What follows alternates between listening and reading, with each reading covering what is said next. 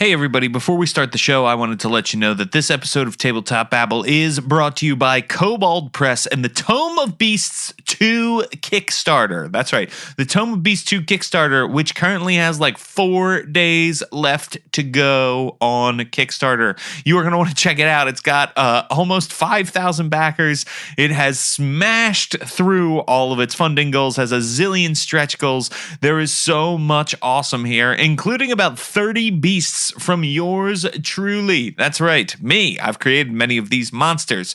It's a sequel to the original smash hit Tome of Beasts. It's got over 400 new monsters for 5th edition, from angelic enforcers and Sasquatch to shriek bats to psychic vampires to zombie dragons and so much more. All Tome of Beasts 2 Kickstarter backers at the $25 level and up can submit an original monster design for possible publication. I did this for the original Tome of Beasts. It's how I got started working with Kobold Press. It was awesome.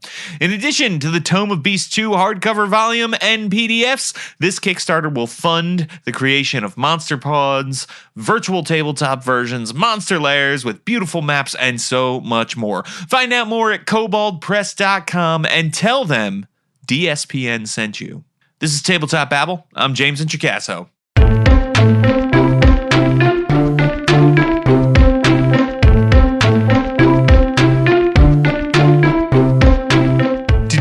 On the show, we are chatting with the one, the only Rich Howard, an amazing human being and game designer who is here to talk to us about Descent into Midnight.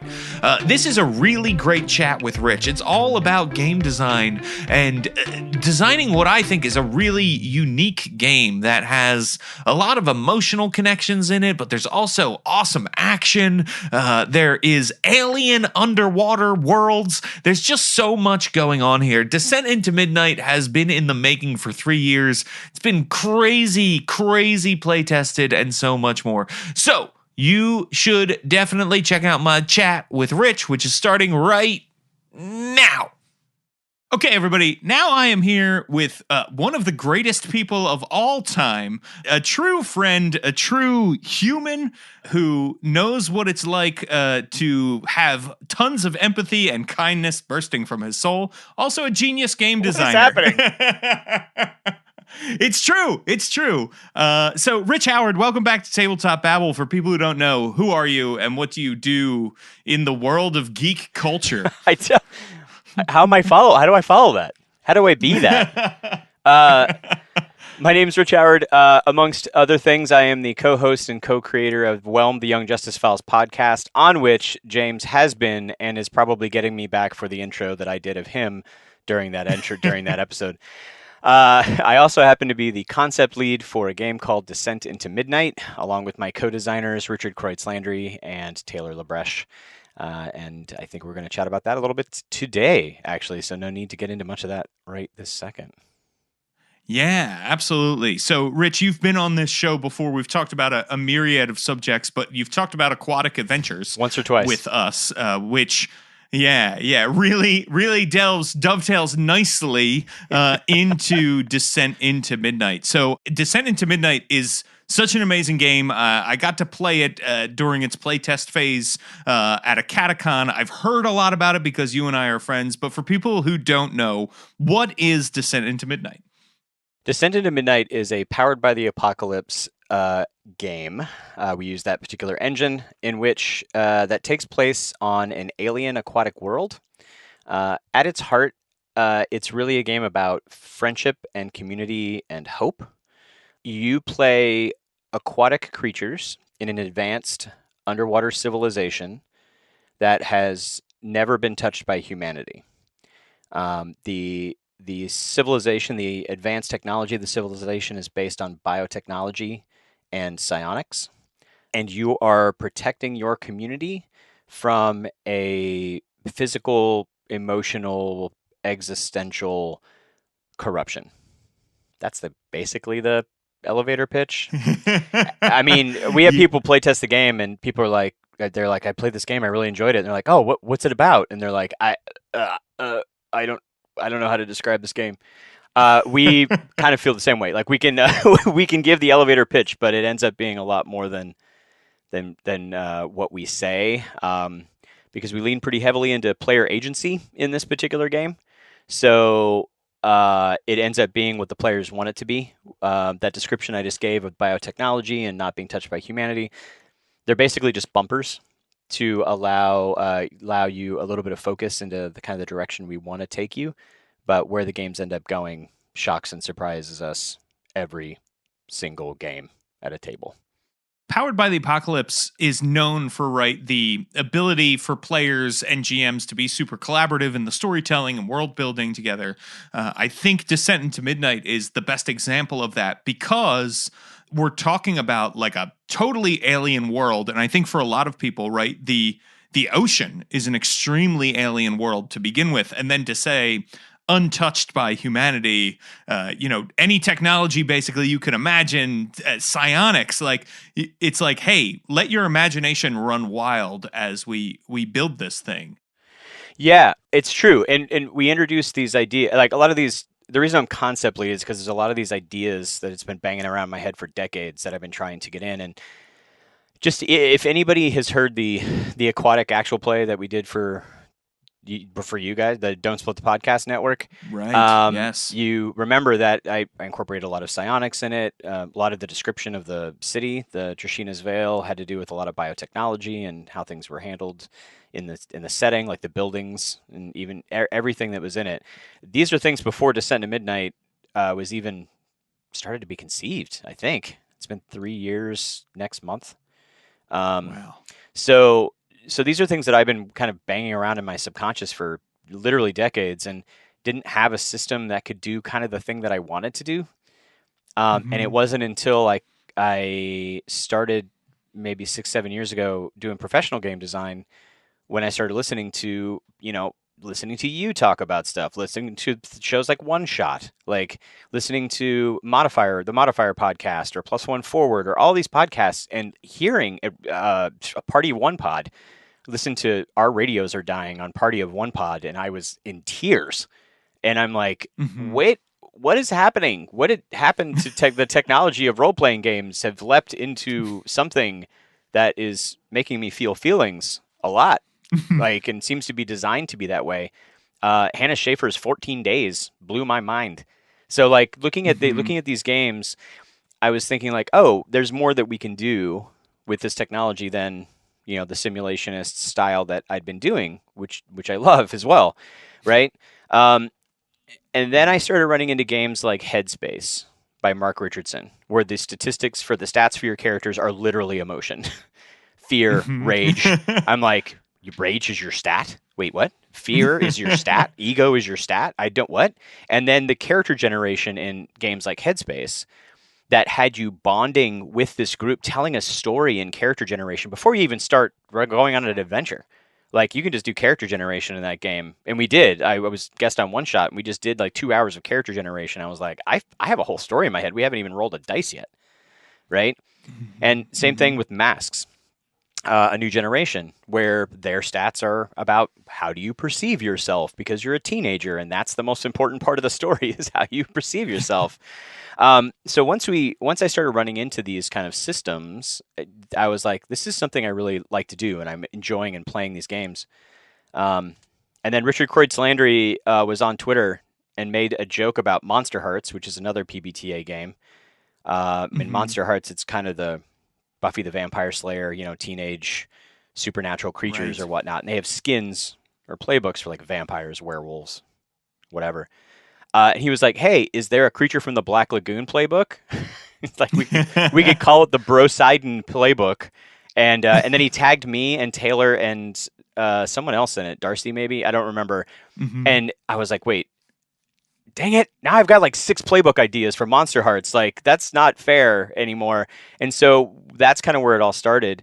And leaning into the emotional aspects that we also wanted to tell with the game was kind of important. So the player agency aspect of it developed a little bit over time, just as I and Richard were getting used to how Powered by the Apocalypse design works. Taylor was already an expert, which is why we brought him in. Plus he's a fishing master. And so we really leaned hard into over playtesting, and instead of trying to limit people's imagination, really lean hard into the player agency, not just for creating your characters, like for games like Masks and Headspace and such, but for literally helping you create the world that you're playing in and creating the corruption that's going to that's the antagonist in your game. We don't create it and hope you think it's cool or interesting or threatening. We let you destroy yourself, and we just give you guidelines and watch as we're entertained by what you do to yourselves in the game. It sounds like a lot of choice that maybe some players aren't used to, but I think the system does a really good job of guiding you through so you're not overwhelmed. It's not like create a character, create a thing, create all this kind of stuff at once. Can you talk to me a little bit about that process of figuring out the balance and how to guide people into a world of limitless options? Yeah. Paralysis through analysis, hugely an issue, right? When I was young and playing games like Champions or Hero System or those kinds of things that you could literally do anything, it was hard to figure out what you wanted to do because there were too many choices. I mean, it was a curse and a blessing at the time. With this, once or twice I've been on a podcast talking about how I want to introduce more aquatic games into people's lives, but also curiosity about the ocean and a curiosity about our own real world around us at the same time. I was like, how do I do this without having somebody sit down and have to read a textbook of a setting, right? To get in and play and understand it. So when we created this game, a very, very important thing to all three of us was making sure that it is welcoming to as many people who want to sit down at the table as they want. And so to do that, the playbooks are really the kind of the shining moment of the Powered by the Apocalypse game. We have 10 playbooks. Each of the playbooks are around a very familiar trope or concept that people can hold on to, right? It's a narrative anchor in this bizarre world. So you can look at the specialist and you read the specialist like, oh, you're an expert at getting into and out of trouble, right? You're a rescue specialist that goes into natural disasters and helps people. You are a psychic hacker that hacks, biotechnological coral reef, neural nets. People can look at that and go like, okay, I kind of get that. I get that idea, right? You are the muse. You create art that changes people's soul, right? And bring it physically into the world. Okay, it's hopefully it's interesting, but also you kind of get what that is. And so the playbooks, you can pick a playbook based on these general concepts, and then the playbook helps to guide you through the character creation, right? We give these little prompts, and this is so much Taylor. Taylor's poetic language is exactly what this game needed. In the playbook descriptions, we'll have things like, what do you look like, right? And in other games like Headspace and other games, it's like, here are some cyberpunk examples of what you could look like. In our game, Taylor leaned into his wheelhouse. So it will be things like deceptively delicate. Okay, well, what does that mean, right? A colony of organisms, right? Things that are evocative language that makes your brain go, huh? He's got in each playbook, there's 10 playbooks, and each playbook has 3 or 4 original things. So there's 40 of these. And they're only guidelines. It doesn't matter. You could pick a look from a different playbook. It doesn't matter. They're just there to give you these ideas of what kind of creature you can imagine. So we're trying to lead you into a space. Having the biotechnology and the psionics also really, really helps. Back in the day, I was a huge fan of Dark Sun. So this idea that every inhabitant in this civilization, this city, this metropolis that you have created has some level of basic psionic ability allows us to hand wave away things like, well, I'm playing a tuna that has no hands, and you're playing an octopus that communicates by chromatophores in their skin, and you're playing a plankton, and you're playing a manifested concept. Like we've had people come playing like, oh, I am a burst of this was Neil Powell from the Dungeon Masters block. He's like, oh, I was a dolphin, but I died from the corruption, and my soul went into the last burst of echolocation that I put out at my moment of stress, and now I am the personification, the embodiment of echolocation, and you can just sense when I'm there, like the noise in the back of your head. I'm like, Neil, what do you? Yes, all of that. We want all of that. right? So if you have all of these kind of characters, how do they communicate? How do you make a civilization, right? Having the psionics and the biotechnology, we can do all that. You want to play a tuna? Great, you're a tuna. You have enough telekinesis to be able to manipulate your environment and have evolved to whatever. We had a friend of ours play. He's like, I don't know anything. People are making manifested concepts and really interesting, weird things from actual science. He's like, can I just play a walrus? I was like, yes, you can. Turns out, being the only walrus in the civilization, the only being that actually had air in his lungs, he could play this flute thing. And so he ended up being like the mysterious wise person on the mountain who plays this flute that echoes through the water in a way that no one else in the civilization can possibly understand because they don't breathe. I was like, this is awesome, right? So you enter the game bringing what you want to bringing what you can bring. And it gives that openness, but the playbooks and the way that we guide you in the same way as the playbooks with community creation by asking leading questions about what is the corruption, where is it going. You may not even have the corruption fully defined. We just ask you what is happening that makes you start to understand that there's a corruption, and the corruption may be discovered as you play what it actually is. I had one shot game where the water was lowering down, the oceans were lowering, and as we played, we found out it was because their sun was going nova, and I was like, oh, how are we going to resolve that in a one shot? And they did it. It was amazing. Wow. It blew my mind. I was crying at the end of that game. It was so good.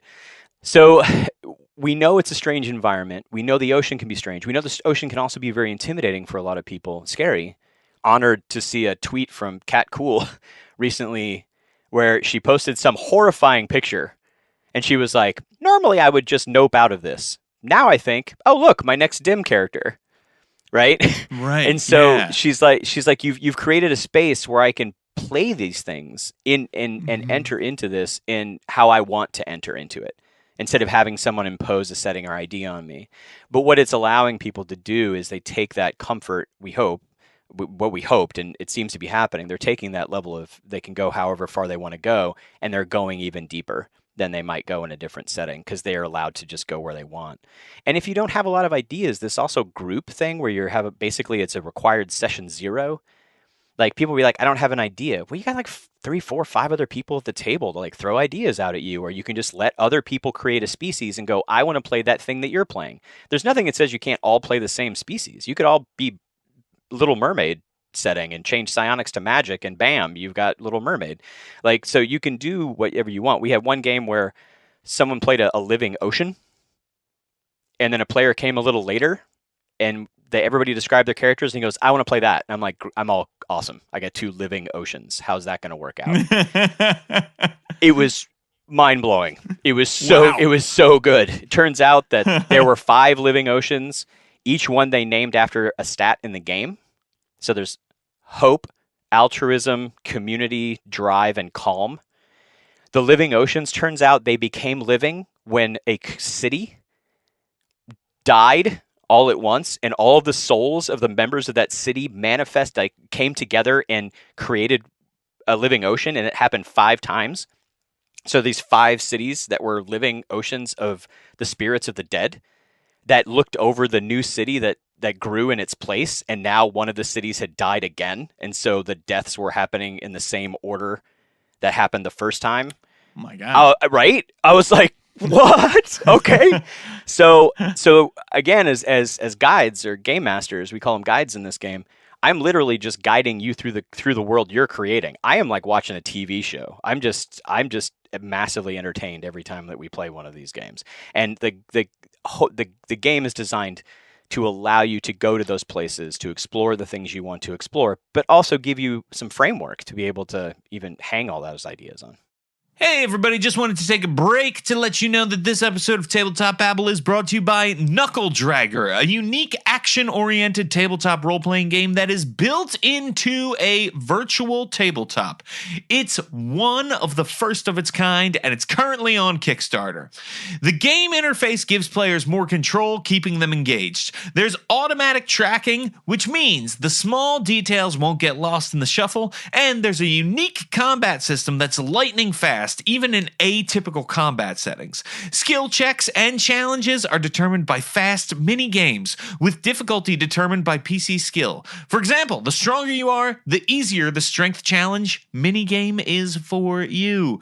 Players can do skill checks simultaneously. There's faster and wilder combats with interesting, more realistic group challenges. NPCs are automatically tracked, including disposition to specific players. It is a classless system with a discrete skill and attribute leveling system. Games will always have a free-to-play version, but for $5, players will get access to a new expansion every single month. So you are going to want to go check this out. Knuckle Dragger sounds incredible. It is on Kickstarter right now. So you are going to want to head on over, search for Knuckle Dragger, and support this amazing virtual tabletop experience. It sounds amazing. Let's get back to the babble. So what sort of stories, right, are people telling with these? You know, are we thinking, are they smaller sort of interpersonal stories? Are they, giant stories like the sun going nova? Is it somewhere in between, all over the map? What's usually happening? It's all over the map. And seriously, like Sun Going Nova, they literally pulled their entire planet into what we call the Echo, which is basically like the spirit world, or the world, the dimension behind our world. So that was world shattering. And I've had other games that were just deeply personal. We have a game that by the time this airs, probably at least the first episode should be up. That is, it's Devin George, who is our artist, Cat Cool from Autonomic Pod, and Orion, formerly and currently DC, Dungeon Commander, came on I ran a game with them and Richard Kreutz Landry, and we recorded that, and we're going to be airing that. In that game, it started very personal. They were literally living in it was like Three's Company, and all of these characters were like living in a tiny mashed up apartment like hackers, right? And it was this very intimate, personal thing to start with. And then as we got toward the end, I don't want to spoil anything, you started to see where it was going to start widening out and becoming more epic. And part of that is due to the idea that when you were creating this thing at the table, you're creating your characters first. And then you create the society around the characters. I want to play X. She wants to play Y. They want to play, Z. Now we have these strange things. How did this become, the assumption is this is a society. This is a functioning advanced civilization. So now your players, your characters that you're creating are directly and indirectly informing the world in which they live themselves. You cannot be separate from the world. And so it becomes sometimes these very personal stories because you're creating the characters first. And sometimes it's these personal stories that become massively epic.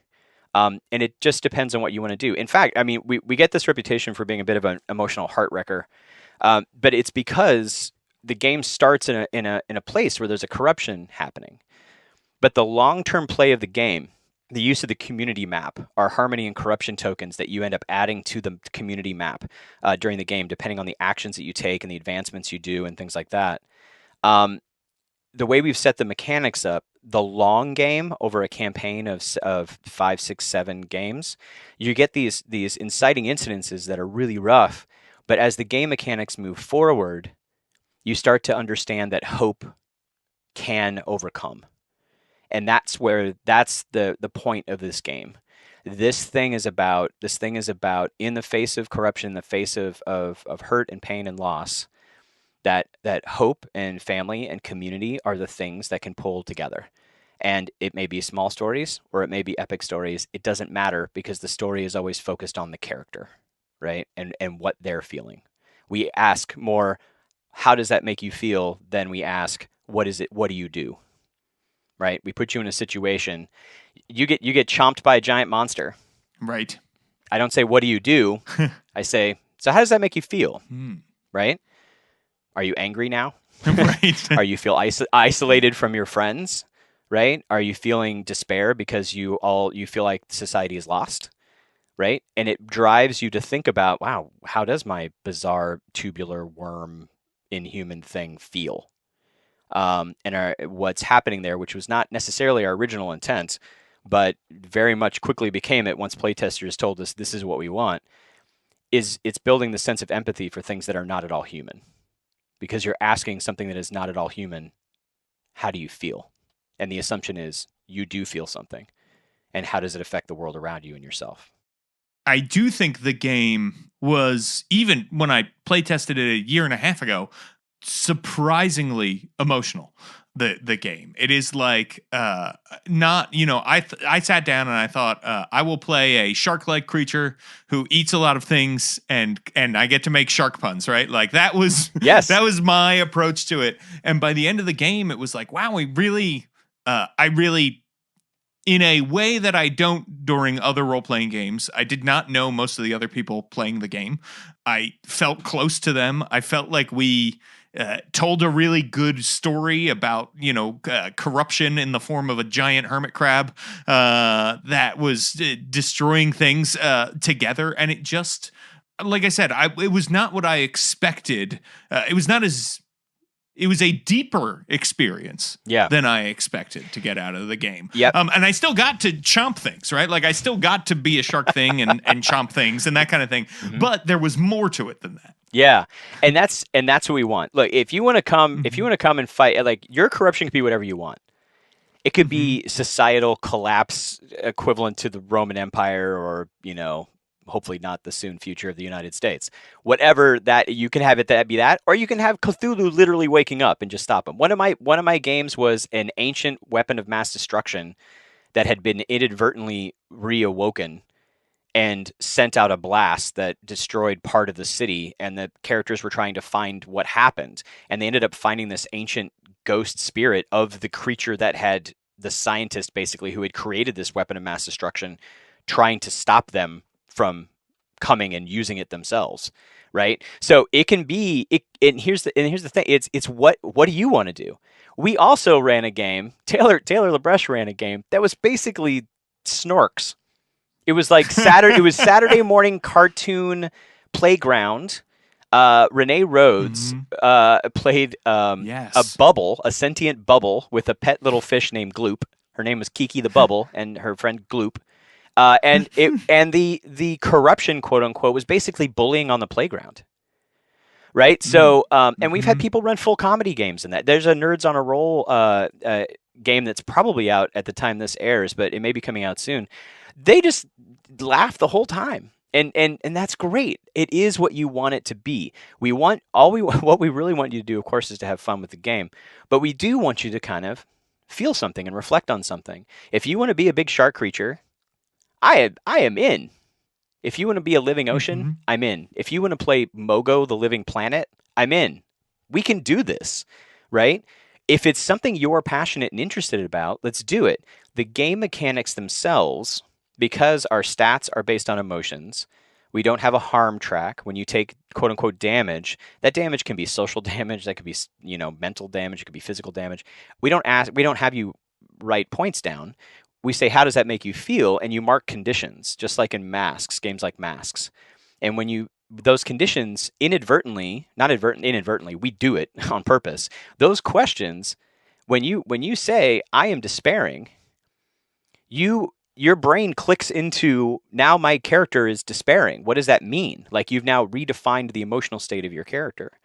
And in addition to that, Richard Kreutzlander came up with this beautiful, we call it a mechanic, but it's not even a mechanic. This beautiful thing.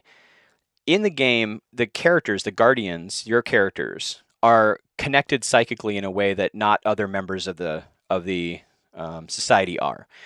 You can know at all times anything the other person wants to share with you. There's no like, oh, was he here during the conversation that I had with this NPC? But no, do you want them to know? They know every emotional state you had during that conversation, right? You are bonded in a way that you can do that. Your characters have a place called the Sanctuary. It's a physical location in the city. I've had it be everything from like the Hall of Justice, like superhero kind of thing, to literally this Three's Company tiny little hacker's apartment, right? To a pocket dimension that people lived in, right? So it's a physical location, but in that physical location, there is also the echo. The echo is like I mentioned before, is like this spirit world behind the regular world. It to me, I say, if the echo is the ocean of reality of everything, the physical dimension in which you live is the iceberg that's kind of frozen and solidified out of that, right? It's the astral plane, it's the ethereal plane, it's that kind of thing, right? So in the sanctuary, you'll describe a physical sanctuary that you reside in, but we also, this is the mechanic Richard introduced. We have you take a deep breath, sit for a moment, close your eyes if you want, basically do a bit of a guided meditation, and talk about what your character is feeling, thinking, doing. What is the essence of your character, and how that's reflected in the echo reflection of the sanctuary. And we do it at the beginning of the game. And then after, you discover that cities are dying or your planet's going supernova and you save it, right? Or the littlest minnow sacrifices themselves to save humanity, save all of the entire planet, which happened in a game and everybody was crying, right? This player sacrificed, it was Taylor actually, sacrificed this tiny little character playing a touchstone character, which is like Mati from Captain Planet, right? The heart of the group, sacrificed himself. And so Taylor was kind of out of the rest of the scenes because he had sacrificed himself. But we revisit the sanctuary at the end of the game, and the other 4 players they weren't part of that kind of that climax of the story. They got the denouement because they got to sit, and I got to ask them, remember what we said at the beginning of the game about how you felt about the world and how it reflected in the sanctuary? How's it looking now? and they like, oh, like they'll say like, oh, that shining trickling light from the surface is dimmer now, right? And something as simple as that can give you this punch and this close, right, to a game, right? And this was inspired. The closing was inspired partially by Masks, the way Masks closes their games, were you closer to your team or farther away from your team, that kind of thing. But Richard took it to a whole new level because he'd gone to like a taiko drumming class, and everybody kind of unified in this class, even though they didn't know each other, by doing this little meditation, and it was great. And so he brought it to the game. I've never seen anything like it. And as soon as he introduced it to the game, I was like, yes, all of this, right? And then it also gives you, at the end of the game, if you're playing a campaign, gives you a jumping off part, right? And over time, you can see how your sanctuary changes and adjusts and shifts as the ups and downs of the story go. And you can look at what it looked like when you started and what it looked like after 8 games. That's awesome. This game, I think, is great for players, veterans, but also new players, to sort of get a good idea of what role-playing games can be, how collaborative they can be, because of the way it eases you into the system. How easy is it for new GMs or guides, as you call them in the game, to pick up? Well, I mean, we've been running it a lot for a long time, right? But we have had quite a lot of people pick it up and play it. We had people in Australia running games for a bunch of local community stuff, which was amazing. Aaron Olson, who's been following us from the very beginning, has run it at a ton of conventions, including Gen Con, and I think he's doing stuff in Philadelphia over the event. And then a player that a player from Gen Con last year, whose character was the psychic repository into which the regrets of those who have found peace are deposited. That was his character. Wow. And I was like, awesome. Who's your mom? Turns out his mom was called the Cacophony of Relieved Souls or something, and she was the manifested concept of the sounds of the city. So she would unify all of the songs and the music and the noise and that cacophony you hear in one of our cities. She unifies it into a song. So basically the city had its own theme song. And then when one of the characters died, she turned it into a dirge, and the entire city mourned for this character. Wow. Yeah. I cry like every single stupid game we run. It's ridiculous. Right? That player who played that, he had not played before. He'd been intimidated by the game. I'm like, you were intimidated by this is your first character. You were intimidated by this game. Okay, whatever.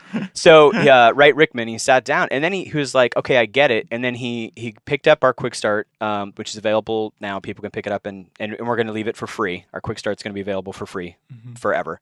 So you can just pick it up and play the game now. Oh, great. He picked it up and then he wrote us this beautiful letter and he was like, this is the smoothest, easiest game I've ever run because there's so much player agency. It's simply asking questions of the players and unifying that story. The community map where you're placing harmony tokens and placing corruption tokens on various places that you introduce as the story goes on allows you to look at the map and go, what's happening over here we haven't addressed in a while, right? And allows you to flow back and forth and gives you a visual. Like if you have a location that has like 1 harmony token but 6 corruption tokens, what is that telling you? Like there's a core of hope and peace there that's being buried under something. What is that, right? And that's what he was telling us, and we can only get the perspective of those who have read the quick start rules and played it. But he was saying it's one of the smoothest games he's ever run. We were honored to hear that, and again, I think it's because the game master isn't required to learn a bunch of mechanics. You know, the moves are there. If you kind of get Powered by the Apocalypse, it'll be much easier for you. But everything's right there. Playbooks are right there, and you're just really asking questions and then sitting back and watching. So many games I've just leaned back and put my hands behind my head and just listened for like 45 minutes as the players just literally destroyed themselves. So it's not too difficult, I think, to pick up most of it, and I think it's even easier for new players to play. Because I think, you know, like old grognards like me that's been playing for decades, like 40-something years, like I had to reprogram how my brain works about running games. This player agency thing is something I played around with when I was younger, but that's not how games that there was no reality in which anything other than that existed. There was no mechanizing emotions 30 years ago, right? You brought that to the table yourself. And so for me, it was harder because I had to reprogram my brain. Same for Richard Kreutz-Landry. He played tons of Pathfinder and, you know, things like that. And so we had to figure out. Taylor, of course, is just like, who needs a plot? Why don't we just all feel things for an hour? And then he'll just run his games like that. So I was like, yes, we need Taylor in this game. So it ended up the three of us balanced out so beautifully well, I think, to create something that not a single one of us could have done myself, but done by ourselves. Even as the concept lead, these ideas are mine, but there's no way I could have put this into effect in the way that it is without Richard and Taylor. They're brilliant. Right. It's I mean, that's always what you hope when you assemble a game design team, right? Is that the sum of the parts is greater than the whole, or the whole is greater than the sum, however the that whole is goes. greater than the sum of its parts. That's it. Yeah. I had to think about it as well. Yes. But that's always the hope, and I think that is definitely true with this game. It really is something very special, and I am excited to contribute to the Kickstarter campaign, which kind of leads me to the Kickstarter campaign. Yeah. Let's talk about that a little bit. Sure. What kind of goodies? What do people get when they contribute to the Kickstarter? Got so many things that we created this game with intention. We created this Kickstarter with as much intention as we possibly could as well. So, $2 level, you just want to say $2, great. A lot of Kickstarters have those. Ours include all of our digital stretch goals. Nice. So if you just do the $2, we have a coloring book. We have the two main artists that we're using are Devin George, who did our incredible covers, and we'll be doing these full color pages for the inside. They're really great. Oh my gosh, it's so good. Taylor Livingston is doing our interior art. Some of you have seen some of his work because he did some early stuff for us for our playbooks. He is going to be doing the playbook art, but a lot of the interior illustrations as well in this kind of black and white, like naturalist sketchbook style, which is going to be very, very cool. But we have 3 other artists that we've worked with in the past who did stuff for us as well. Ben Segas, Victor Allen, who I've known. He was one of the first people I ever met when I moved to California in '88. He's doing artwork for us, and Jacob Blackman, who has done a ton of role-playing game stuff. They're coming together, and they're doing a coloring book for us, which is pretty great. So it'll be a digital coloring book at that level. We have fiction at our stretch goals that'll be coming out as digital rewards as well. So all that kind of stuff you'll get at $2 level. We have some other surprises for the digital stuff as well, but I won't talk about that yet. $20 level PDF, right, with all the digital stretch goals. Every level gets everything from the previous stretch goal. So at $40, you can get a hardback, full color copy of the book, PDF, and all that stuff. Once we start getting to the $80 and higher levels, things get really interesting, and we're really happy with this. At $80, you can back the game. You get all the stuff from the $40 level, and you can tell us where you would like us to donate a copy of the game, and we will ship it. So you can donate it to a school, you can donate it to an after-school gaming program, you can donate it to a library, an aquarium, whatever, any organization you want. Just let us know, and we will send it there with our compliments. Every level from $80 or higher has that donation copy. So at the next level, which is the $110 level, we have a limited edition cover. But in addition to the limited edition cover, you get everything from before that, which means you also get an everyday use, full color hardback version of the game. You get the limited edition cover, and we will donate a book on top of that as well, plus the PDF. Once we get higher than that, you can do some other things like get into games with us.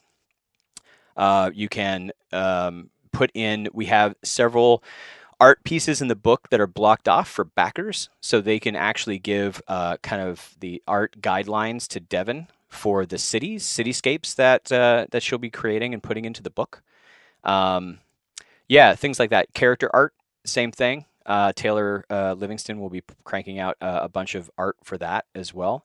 We have a producer level and an executive producer level for people who really, really want to support us. You get all of the stuff from down below, including a seat in a digital game with us and a bunch of other stuff as well, and credit in the book. And then we just added a completely, who knows what'll happen, Scion, what do we call it? Scion of the Echo level for whoever out there has way too much money to spend and wants to give it to us. One of us will literally fly to your home, and we will deliver your stuff ourselves, and we will run a game for you if you want to do that. We're like, why not? We'll put it on there. We'll see if anybody wants to do that. But that's a thing. That's excellent. Yeah. Yep. So those are some of the things. And then the stretch goals are something we're really excited about as well. As I mentioned before, we do have short stories being written by authors like Jeff Barber, who's the creator of the Blue Planet RPG, Matthew Palomari, who is a spiritualist writer and science fiction fantasy writer that's been a friend of mine for a long time, Ali Grauer, who some people might know from Warda, Welcome to Warda. She's a big fan of the game, and she's a great writer. We got her. So that'll be great for stretch goals. But the big stretch goal, too, in addition to that we're really excited about, is that the Streampunks, people know Eric Campbell from Shield of Tomorrow, Callisto 6, and the current run they're doing of Clear Skies, they're going to do a live action, they're going to do a streaming AP of Descent into Midnight. They are incredible, and they're tying it all to our stretch goals. So with our first stretch goal that we hit, they're going to do a one-shot AP, put it on Twitch and YouTube for everybody to see. And for every stretch goal we hit beyond that, not only will you be getting things like these digital rewards that I've been talking about, they'll do an additional episode up to a full 12-episode season of Descent into Midnight through QTime Studios, which is their new studio that they just opened up this year, I think, up in Los Angeles. So we're really excited about that. If you have not seen the Streampunks and Eric Campbell doing stuff with Amy Dallin and some of the others, they're good. Yeah, they're really good. Yeah. Unfortunately, Hector Navarro and Amy Dallin are a little bit busy with DC Universe stuff and things like that. But Sam DeLev will be in it, and the rest of the Streampunks crew. So we're pretty excited about that. Eric is an incredible human being, and we're honored to be working with them, and that they had such a joy for this project when we ran for them over this last Gen Con. So. Yes. Very, very cool. I mean, this is amazing, and I'm so excited for you because I think this is just a really cool project, and I think it's bringing something unique to role-playing games in a lot of different ways, setting-wise, but also gameplay-wise, and I just can't wait for people to check it out. I think it's going to help them not just enjoy this game, but raise their game with other games as well. I think it's got the potential to redefine the way people play. I know it's certainly helped me do that. Thank you for that. I tell you, the reaction to our what I jokingly say is all of my nonsense wrapped up into a game oh, Rich made a game about psychic underwater superhero fish. Yeah, that's on brand. Like I did, and I hope anybody enjoys it, basically, right? And Taylor and Richard were the same way. It was a labor of love for a long time, and once we got it in front of playtesters, they started doing stuff with it we had not intended. And I was like, why am I crying at every game? And then players were like, we want more of that. And we're like, I guess we're leaning into that now. So we cannot thank the enormous number of finding playtesters for games is tough. And we are honored that we had as many playtesters as we did from across the industry, and we cannot thank every single person enough. They all gave us great feedback. And the game is what it is today because of them. So thank you. That's excellent. That's really great. Well, Rich, if people want to find out more about you and about Descent into Midnight, where should they go? What should they do? Mostly pretty heavily on Twitter. So you can go over to @DIMRPG, Descent into Midnight RPG, so DIMRPG. You can go to our website, descentintomidnight.com, or if you want to just skip all that and go straight to the Kickstarter and check it out, it starts on February 15th. It'll be running until March 15th. And the email address you can use for that is dimrpg.io/KS for Kickstarter. So dimrpg.io/KS. That's it. It'll take you straight there. That's awesome. That's awesome. So people should 100% check that out. It's going to be amazing. And it's super, super fun. Rich, thank you so much for joining me today on Tabletop Babble. I really appreciate it. Thank you for taking the time to have me on and have the game on. We all really appreciate it. And we love you, James. That was a great podcast with Rich. You know, people, if you want to help Tabletop Babble financially, you can head on over to patreon.com/Intricasso. That's patreon.com/Intricasso, where you can help the show grow and get tons of awesome rewards for it. I hope this show is worth at least $1 a month to you. And if you're able to spare it, patreon.com/Intricasso is the way you can support us. It means so, so much to me. And if you're already giving, thank you very much. I cannot tell you what that means. And hey, if you're already giving or you want to give to the show for free, guess what? You can do that. It's free to create an iTunes account. It's free to go onto iTunes and rate the podcast. If you're listening in Apple Podcasts right now, you can just bump on over in your app and boop, hit that 5-star rating. We'll be ready to go. It means so much to me. It helps other people find the show. And if you leave us a 5-star review, I will read it out loud and credit the person who left it. You can make me say anything you want. And I wanted to let you know about a new product that I currently have on the DMs Guild. It's called Hagmalgams. Hagmalgams, like amalgams, but hags. Why is it called that? Because it is a short collection of creatures that are both celestial and hag cut in half, put together. I'm talking about hagacorns. You know, that's like a hag centaur with a big horn, kind of. I am talking about, of course, the hagtopus, a sea hag plus a giant celestial octopus. It is really fun. There's all kinds of cool stuff in there. The art is amazing, done by Kayla Klein, who is one of the best artists working in the tabletop games industry currently and ever. So go check it out. It's on DMs Guild. It's also linked on worldbuilderblog.com, which is my blog that you can check out. And I'm also on Twitter at James Intricasso.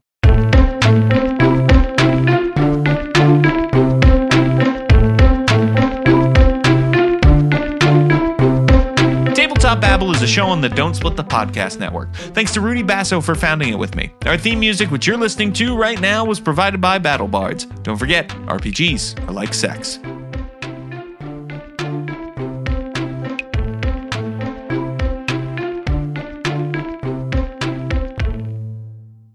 Hey everybody, I just wanted to let you know that this episode of Tabletop Babble is brought to you by Fish in the Pot and the Characters Collection. Fresh off the success of the one-page dungeon collection and just in time for Zine Quest 2, Fish in the Pot has a brand new Kickstarter campaign that is now live.